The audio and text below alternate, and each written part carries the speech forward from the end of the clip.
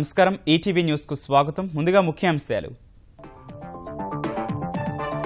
యోగా ముద్రలో 150 ప్రపంచ దేశాలు ఘనంగా 3 అంతర్జాతీయ యోగా దినోత్సవాలు లక్నోలో ప్రధాని ఆసనాలు జీఎస్టీ అమలు ప్రపంచానికే ఆదర్శమవుతుందన్న మోదీ రాజకీయ పార్టీల పరిణతితోనే సాకారమవుతోందని ప్రశంస వ్యవసాయంపై ఖర్చును భారంగా చూడబోమన్న కేసీఆర్ రైతులకు పెట్టుబడిగానే పరిగణిస్తామని నీటిపారుదల శాఖ సమీక్షలో వెల్లడి అప్పుల ఊబిలో నవ్యాంధ్ర ఆర్థిక రథం పెండింగ్ బిల్లులే పేరుకుపోయాయన్న యనమల పొదుపు పాటించాలని మంత్రులకు సూచన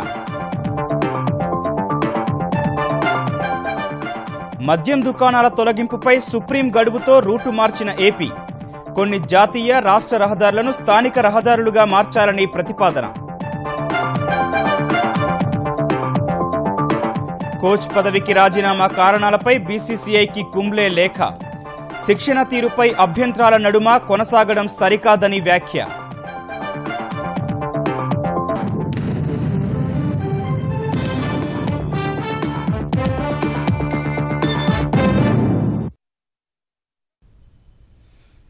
మూడో అంతర్జాతీయ యోగా దినోత్సవాలు ఆసనాలతో ప్రారంభమయ్యాయి. ప్రపంచవ్యాప్తంగా 150 దేశాల్లో యోగా దినోత్సవాలు జరుగుతుండగా ఈ ఆసనాలను విశ్వవాళికి పరిచయం చేసిన భారత్లో ఆయుష్ మంత్రిత్వ శాఖ 5,000 చోట్ల వివిధ కార్యక్రమాలను ఏర్పాటు చేసింది. ఒక్క ఢిల్లీలోనే 15 చోట్ల వేదికలు ఏర్పాటు చేసింది. లక్నోలోని అంబేద్కర్ మైదానంలో నిర్వహిస్తున్న కార్యక్రమంలో ప్రధాని నరేంద్ర మోదీ 50,000 మందికి నేతృత్వం వహిస్తున్నారు.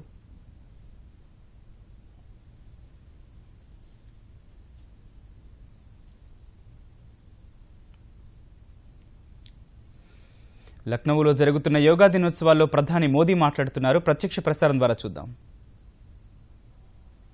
तो सिर्फ स्वाद बिगड़ जाता ऐसा नहीं है, शरीर की सारी अंतर रचना को गहरी चोट पहुंचती है. नमक होता थोड़ा सा है लेकिन पूरी शरीर की रचना में उसका महात्म्य कोई नकार नहीं सकता है, उसकी जरूरत को कोई नकार नहीं सकता है. नमक एकमात्र नमक से जीवन नहीं चलता है, लेकिन जीवन में नमक न होने से जीवन नहीं चलता है.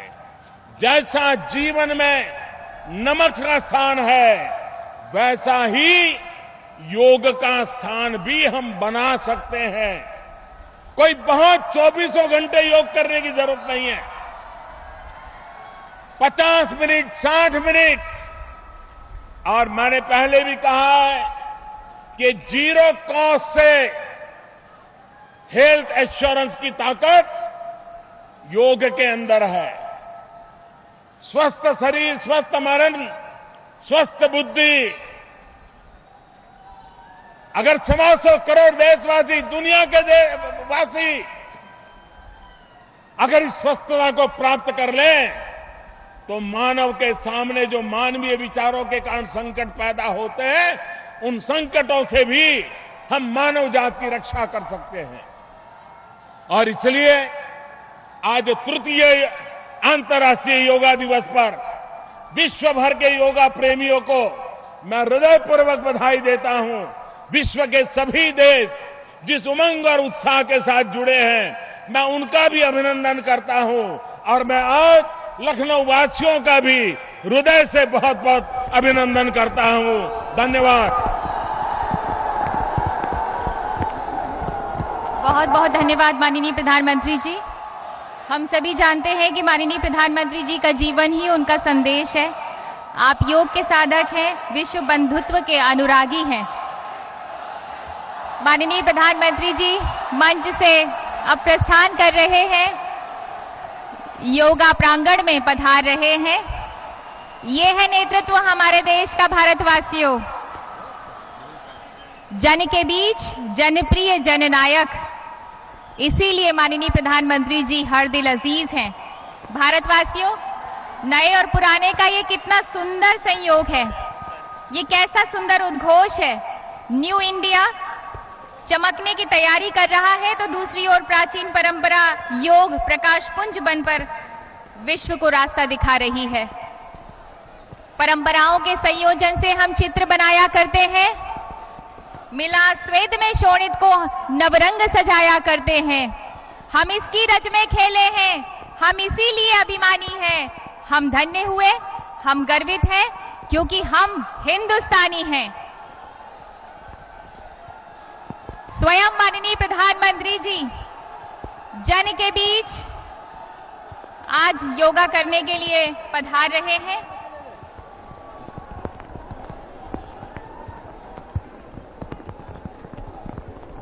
सभी अपार जनसमूह उल्लासित और हर्षित है।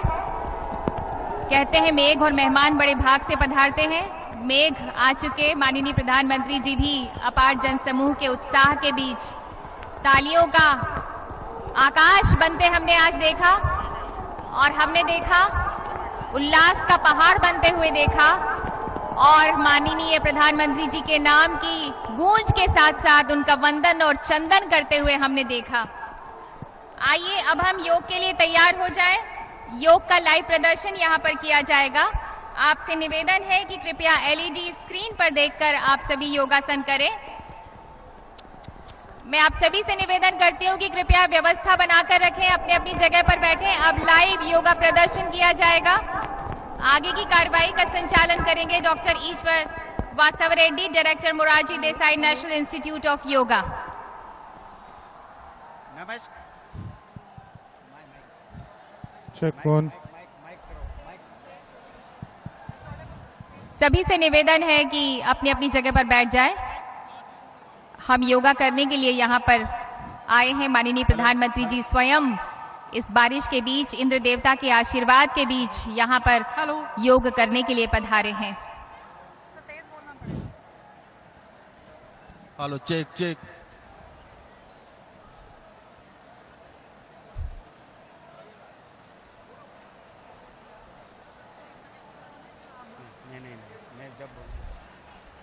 नमस्कार गण्यमान्य अतिथिगण, योग साधकगण, योग प्रेमी देवियों और सज्जनों, अंतर्राष्ट्रीय योग दिवस के शुभ अवसर पर आप सबका हार्दिक स्वागत है। Namaskar. Welcome everyone to the 3rd International Yoga Day. आइए प्रार्थना से हम सब योगाभ्यास आरंभ करेंगे। Let us begin the yoga sadhana with a prayer. किसी भी ध्यानात्मक आसन में सुखपूर्वक बैठ जाइए। Please sit in a comfortable meditative posture. प्रार्थना के लिए आंखें बंद कीजिए। Close your eyes. हाथों को परस्पर नमस्कार मुद्रा में जोड़िए। Bring your palms together in Namaskar Mudra. सभी एक स्वर में 3 बार ओंकार का उच्चारण करेंगे, तत्पश्चात प्रार्थना आरंभ करेंगे। Let's chant Om 3 times and followed by a prayer.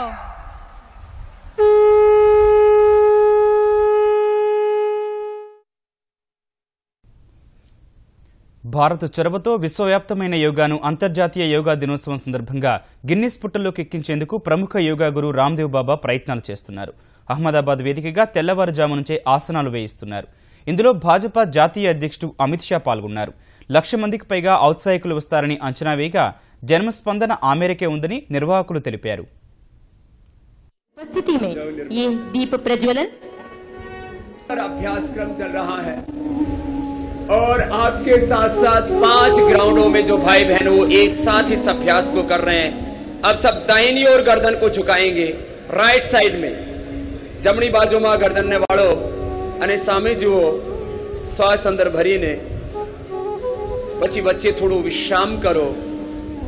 Then left side में गर्दन को बेंड करेंगे। इससे एकाग्रता भी बढ़ेगी। Body, mind, soul, thoughts, emotions and actions की एकाग्रता। फिर हाथों को नीचे ले आएंगे धीरे धीरे और दोनों हाथ జూలై 1 నుంచి అమల్లోకి రానున్న వస్తు సేవల పన్ను చరిత్రాత్మకం కానుందని ప్రధాని నరేంద్ర మోదీ చెప్పారు. అతిపెద్ద పన్ను సంస్కరణను తీసుకురావడంలో వివిధ సిద్ధాంతాలున్న రాజకీయ పార్టీలన్నీ కలిసికట్టుగా వ్యవహరించడం ప్రపంచానికే ఉదాహరణగా నిలిచిపోతుందని మోదీ అభిప్రాయపడ్డారు. జీఎస్టీపై ఏకాభిప్రాయానికి కృషి చేసిన వారందరికీ కృతజ్ఞతలు తెలిపిన మోదీ రాజ్యసభ, లోక్సభ, రాష్ట్రాల శాసనసభలు, రాజకీయ పార్టీలకు ధన్యవాదాలు తెలిపారు.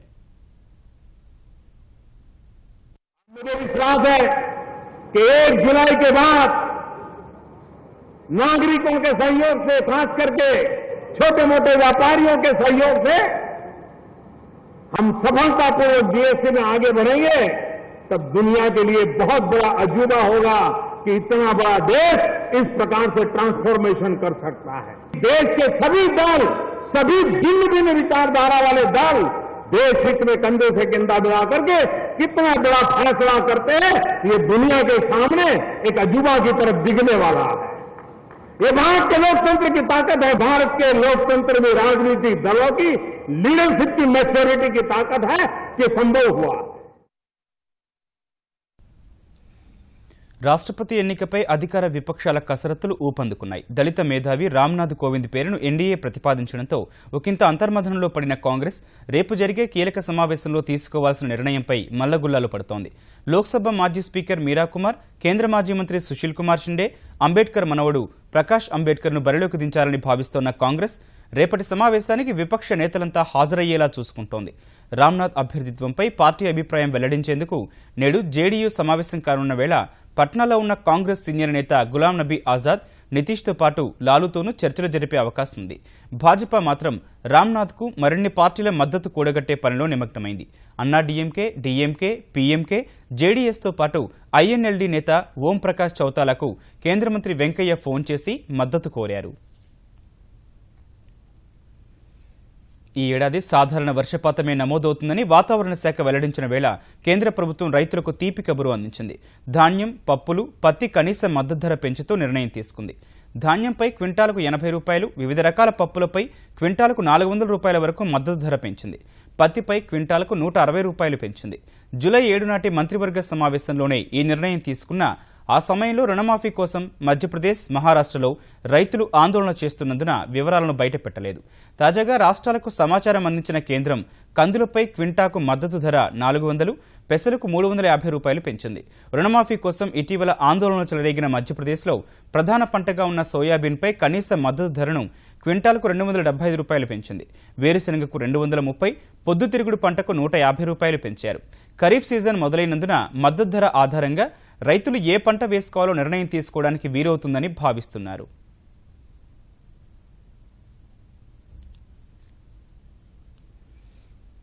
కోటి ఎకరాల మాగాణమే లక్ష్యంగా చేపట్టిన బ్యారేజీలు, రిజర్వాయర్ల నిర్మాణానికి ముందే కాలువల ద్వారా చెరువులు నింపి పంటలకు నీరందించాలని తెలంగాణ ముఖ్యమంత్రి కేసీఆర్ అధికారులను ఆదేశించారు. సాగు కోసం వెచ్చించే సొమ్మును రైతుపై పెట్టే పెట్టుబడిగా అభివర్ణించిన కేసీఆర్ నీటిపారుదల శాఖలో ఎప్పటికప్పుడు ఖాళీలను భర్తీ చేస్తూ ఇబ్బంది లేకుండా చూడాలని స్పష్టం చేశారు. తెలంగాణలో సాగునీటి ప్రాజెక్టుల నిర్మాణం పురోగతిపై మంత్రి హరీష్ రావు సహా ఉన్నతాధికారులతో మరోసారి సమీక్ష నిర్వహించిన ముఖ్యమంత్రి కేసీఆర్ బ్యారేజీలు, రిజర్వాయర్ల కంటే ముందు కాల్వల నిర్మాణం పూర్తి చేసి వచ్చే ఏడాది నుంచే కాళేశ్వరం ప్రాజెక్టు పరిధిలోని చెరువుల ద్వారా పంట పొలాలకు నీరందించాలని ఆదేశించారు. గతేడాది ఎస్ఆర్ఎస్పీ కాల్వల ద్వారా చెరువులు నింపడం వల్ల 9 లక్షల ఎకరాల్లో 4,725 కోట్ల రూపాయల విలువైన పంట పండిందన్న కేసీఆర్ ఇదే స్ఫూర్తితో కాళేశ్వరం కాల్వలు కూడా నిర్మించి వాటి ద్వారా చెరువులు నింపాలని సూచించారు. ప్రాజెక్టుల ద్వారా నీరందించలేని ప్రాంతాల్లో చిన్న చిన్న నీటి వనరులను అభివృద్ధి చేసుకోవాలని సూచించారు. తెలంగాణ వ్యాప్తంగా ఏటా 1,25,000 కోట్ల రూపాయల విలువైన పంట పండుతోందన్న కేసీఆర్ ఇది వార్షిక బడ్జెట్ కు సమానమని గుర్తు చేశారు. కొండపోచమ్మ సాగర్ జలాశయ నీటి నిల్వ సామర్థ్యాన్ని 15 టీఎంసీలకు పెంచుతూ డిజైన్లను ఆమోదించారు. వెంటనే టెండర్లు పిలిచి 8 నుంచి 10 నెలల్లో నిర్మాణం పూర్తి చేయాలని నిర్దేశించారు. ఎత్తిపోతల పథకాలకు అవసరమైన విద్యుత్ సరఫరాకు ట్రాన్స్కో ఏర్పాట్లు చేసిందని సమీక్షలో అధికారులు వివరించగా వాటికయ్యే విద్యుత్ బిల్లులను నీటిపారుదల శాఖ ద్వారా ప్రభుత్వమే చెల్లిస్తుందని కేసీఆర్ మరోసారి స్పష్టం చేశారు. వ్యవసాయం కోసం వెచ్చించే సొమ్మును రైతుల కోసం పెట్టే పెట్టుబడిగా భావిస్తామే తప్ప భారంగా పరిగణించబోమని స్పష్టం చేశారు. నీటిపారుదల శాఖ యంత్రాంగమంతా హైదరాబాద్లోనే కేంద్రీకృతం కాకుండా కొత్తగా చేపట్టే ప్రాజెక్టుల నిర్వహణకు అనుగుణంగా క్షేత్రస్థాయికి విస్తరించాలని సూచించారు. నీటిపారుదల శాఖలో ఖాళీలను వెంటనే భర్తీ చేసుకోవాలన్న కేసీఆర్ కాళేశ్వరం ఎత్తిపోతలను కేవలం సాగునీటి బయటికే కాకుండా తాగునీటి అవసరాలకు వినియోగించుకోవాలని అన్నారు. శ్రీశైలం ప్రాజెక్టు నుంచి తీసుకునే నీటిని పాలమూరు, రంగారెడ్డి జిల్లాలకే ఉపయోగించేలా చూడాలని కేసీఆర్ సూచించారు. తెలంగాణలోని వ్యవసాయ మార్కెట్లలో వ్యాపారులకు ఒకే లైసెన్స్ విధానం అమల్లోకి రానుంది. ఒక మార్కెట్లో లైసెన్స్ తీసుకున్న వ్యాపారికి రాష్ట్రంలోని ఏ మార్కెట్లోనైనా కొనుగోళ్లకు అనుమతిస్తే పోటీతత్వం పెరిగి రైతులకు మేలు జరుగుతుందని మార్కెటింగ్ శాఖ మంత్రి హరీష్ రావు ప్రతిపాదించగా ముఖ్యమంత్రి కేసీఆర్ దానికి ఆమోదముద్ర వేశారు. సంబంధిత దస్త్రంపై సంతకం చేసిన కేసీఆర్ రాష్ట్రంలో సింగిల్ లైసెన్స్ విధానం అమలు చేయాలని ఆదేశించారు. దీనివల్ల వ్యాపారులు పలుచోట్ల లైసెన్సులు తీసుకునే అవసరం ఉండదని అధికారులు తెలిపారు. ఈ విధానం ఆన్లైన్ ట్రేడింగ్కు బాగా ఉపయోగపడుతుందని మార్కెటింగ్ శాఖ అభిప్రాయపడింది. ప్రముఖ ఆన్లైన్ రవాణా సంస్థ ఓలా సేవలు ఆంధ్రప్రదేశ్లో విస్తృతం కానున్నాయి. ఈ మేరకు ఓలా గ్రూప్తో ఆంధ్రప్రదేశ్ పర్యాటక శాఖ, పర్యాటక అభివృద్ధి కార్పొరేషన్ అవగాహన ఒప్పందం కుదుర్చుకున్నాయి. ఏపీలో ఇప్పటికే 6 నగరాల్లో 6,000 వాహనాలు నడుపుతున్న ఓలా ప్రతినిధులు 5 ఏళ్లలో దశల వారీగా క్యాబ్ల సంఖ్యను 25,000కు పెంచుతామని, 20,000 మందికి కొత్తగా ఉపాధి దొరుకుతుందని వివరించారు. ఏపీ టీడీసీతో చేసుకున్న ఒప్పందం ప్రకారం పర్యాటక గమ్యస్థానాలు, పండుగలు, ఈవెంట్లు, సెలవు రోజుల్లో ఆకర్షణీయ ప్యాకేజీలతో సేవలందిస్తామని వెల్లడించారు. ఇకపై ప్రభుత్వం పర్యాటక రంగానికి చెందిన ప్రభుత్వ అధికార వెబ్సైట్లలో ఓలాను అనుసంధానం చేయనుండగా ప్రతిగా ఓలా సంస్థ విజయవాడ విమానాశ్రయం, రైల్వే, బస్ స్టేషన్ల నుంచి వెలగపూడి సచివాలయం, కనకదుర్గాలయం, సిఆర్డీఏ కార్యాలయాలకు నిర్దేశిత రుసుముల్నే వసూలు చేయనుంది. అమరావతిలో మల్టీమోడల్ ట్రాన్స్పోర్ట్ ఆపరేటింగ్ సిస్టమ్కు భాగస్వామిగా ఉండాలని ముఖ్యమంత్రి చంద్రబాబు ఓలా ప్రతినిధులకు సూచించారు. రాష్ట్ర ఆర్థిక పరిస్థితి ప్రస్తుతం ఏమంత బాగోలేదని ఆంధ్రప్రదేశ్ ఆర్థిక మంత్రి యనమల రామకృష్ణుడు తెలిపారు. ఆర్థిక శాఖపై సమీక్ష నిర్వహించిన ఆయన రాష్ట్రానికి మొత్తం 2,16,000 కోట్ల అప్పు ఉందని చెప్పారు. ఈ ఏడాది మొదటి త్రైమాసికంలోనే చాలా క్లిష్ట పరిస్థితి ఉందన్న యనమల ఆర్థిక నియంత్రణ అవసరమని స్పష్టం చేశారు. పెండింగ్ బిల్లుల చెల్లింపునకు ప్రాధాన్యమిస్తున్నామన్న యనమల కొన్ని శాఖలు అదనపు నిధులు అడగడం కష్టంగా ఉందన్నారు. రెవెన్యూ లోటు కింద ఈ నెలాఖరుకు కేంద్రం నుంచి 10,000 కోట్లు వస్తాయని వెల్లడించారు. ఫస్ట్ క్వార్టర్లో ఉండేటువంటి క్యారీ ఫార్వర్డ్ అమౌంట్ 10,000 కోట్లు. ఈ ఫస్ట్ క్వార్టర్లో చేయవలసినటువంటి అమౌంట్ 2 కలిపితే దాదాపు 49,000 కోట్ల రూపాయలు. రెవెన్యూస్ వరకు కూడా ఎస్టిమేషన్ ప్రకారంగా వస్తున్నాం, కానీ ఎక్స్పెండిచర్ కొద్దిగా ఎక్కువ అవుతుంది. ఏదో విధంగా మొత్తానికి బండి నడిపించడానికి అన్ని ప్రయత్నాలు చేస్తున్నాం. దీన్ని డిపార్ట్మెంట్లు, మంత్రులు అందరూ కూడా అర్థం చేసుకోవాల్సినటువంటి అవసరం ఉంది. ప్రతిదీ కూడా మాకు అడిషనల్ బడ్జెట్ కావాలని ఫైనాన్స్ పంపించి ఫైనాన్స్ వాళ్ళు లేదనిపించుకోవడం మంచిది కాదు. ఇంకొక క్వార్టర్ వరకు కూడా ఈ ప్రాబ్లం ఉంటుంది. ప్రస్తుతం అయితే we're in deep neck trouble. జాతీయ, రాష్ట్ర రహదారి పక్కనున్న మద్యం దుకాణాలను తొలగించాలన్న సుప్రీం ఆదేశాల అమలుకు గడువు సమీపిస్తోన్న వేళ ఆదాయానికి గండి పడకుండా ఏపీ సర్కారు రూటు మార్చింది. ఆయా రహదారులను స్థానిక సంస్థల పరిధిలోకి మార్చాలని కేంద్రానికి ప్రతిపాదనలు సిద్ధం చేస్తోంది. ఇతర రాష్ట్రాల్లోని విధానాలను అధ్యయనం చేస్తున్నామని, సుప్రీం ఆదేశాలకు విరుద్ధంగా వెళ్లబోమని ప్రభుత్వం స్పష్టం చేసింది. ఆంధ్రప్రదేశ్లో మొత్తం 4,170 మద్యం దుకాణాలుంటే అందులో జాతీయ రహదారులపై 1,039, రాష్ట్ర రహదారులపై 2,118 ఉన్నాయి. ఇవి మొత్తం దుకాణాల్లో 75.71% తేలింది. బార్ల విషయానికొస్తే మొత్తం 746 బార్లలో 66.62% అంటే 497 బార్లు జాతీయ, రాష్ట్ర రహదారుల పక్కనే ఉన్నాయి. జాతీయ రహదారులకు 500, రాష్ట్ర రహదారులకు 220 మీటర్ల పరిధిలోని మద్యం దుకాణాలు, బార్లను జూలై 1 నుంచి తొలగించాలన్న సుప్రీంకోర్టు ఆదేశాలతో ఆదాయానికి గండిపడుతుందని తేల్చిన అబ్కారీ శాఖ ఆయా రహదారులను స్థానిక సంస్థలుగాని, రహదారులు, భవనాల శాఖ పరిధిలోకి మార్చే ప్రతిపాదనను తెరపైకి తెచ్చింది. ఆంధ్రప్రదేశ్లోని పలు నగరాలు, పట్టణాల్లోపల నుంచి జాతీయ రహదారులు వెళ్తుండగా అక్కడ ఉండే వాహన రద్దీ దృష్ట్యా కొన్ని చోట్ల బైపాస్ రహదారులు నిర్మించారు. అంతర్రాష్ట్ర వాహనాలు, ఇతర ప్రాంతాల నుంచి వచ్చే వాహనాలు బైపాస్ నుంచే వెళ్తున్నందున పట్టణాల్లోంచి వెళ్లే పాత హైవేలపై వాహన రద్దీ తగ్గింది.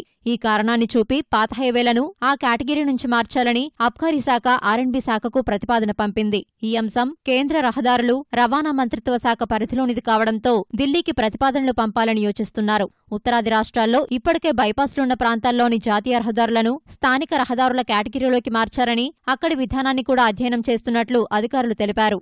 ఏదైనా సుప్రీంకోర్టు తీర్పునకు విఘాతం కలగకుండా నూతన మద్యం విధానాన్ని 2 రోజుల్లో ఖరారు చేస్తామని చెప్తున్నారు.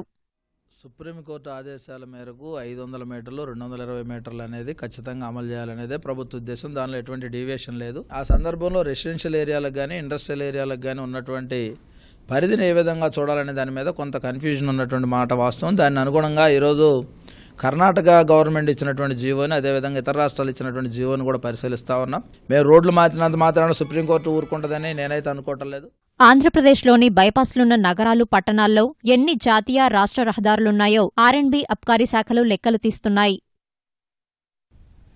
పర్యాటకులు హైదరాబాద్ ప్రజల సౌకర్యార్థం ఉచిత వైఫై సౌకర్యం కల్పిస్తున్నామని హైదరాబాద్ మహానగర పాలక సంస్థ మేయర్ బొంతు రామ్మోహన్ తెలిపారు. బేగంపేటలోని ఐటీసీ కాకతీయలో హైఫై పేరుతో ఉచిత వైఫైని ప్రారంభించిన ఆయన నగరంలోని పర్యాటక ప్రాంతాలు, జనసమ్మర్ద ప్రదేశాల్లో ఉచిత వైఫై సౌకర్యం కల్పించామన్నారు. ప్రస్తుతం 1000 ప్రాంతాల్లో ఏర్పాటు చేశామన్న మేయర్ త్వరలోనే 3000 ప్రదేశాలకు విస్తరిస్తామని వెల్లడించారు.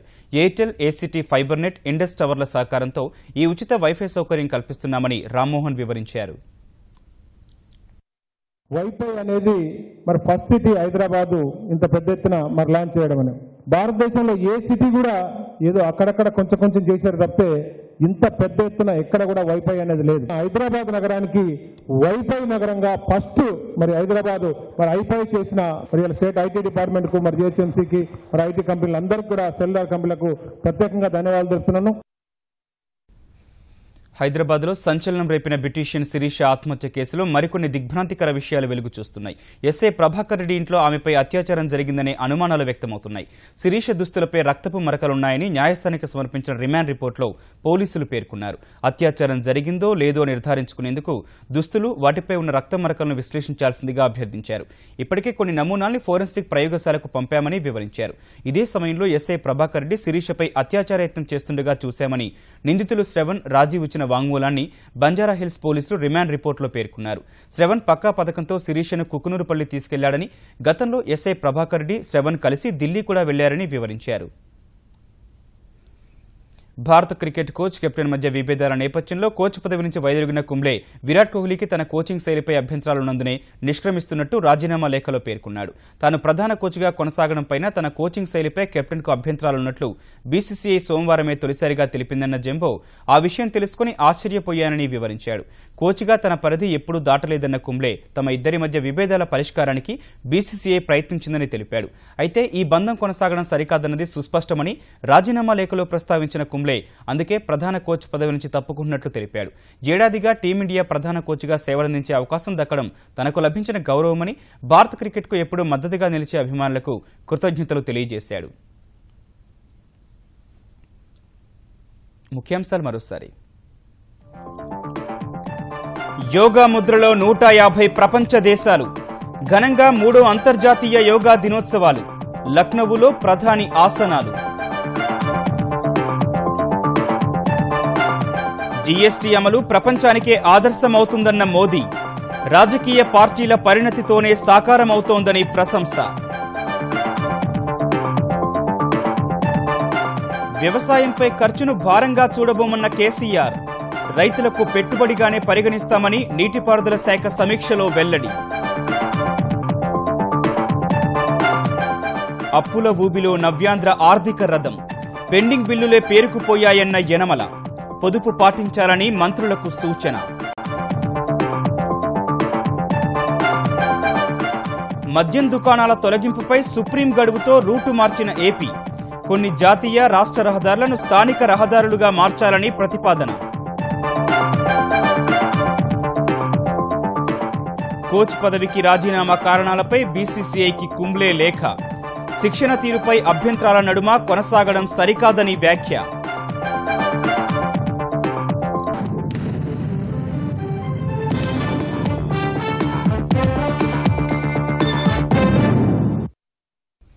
ఈటీవీ న్యూస్ సమాప్తం. నమస్కారం.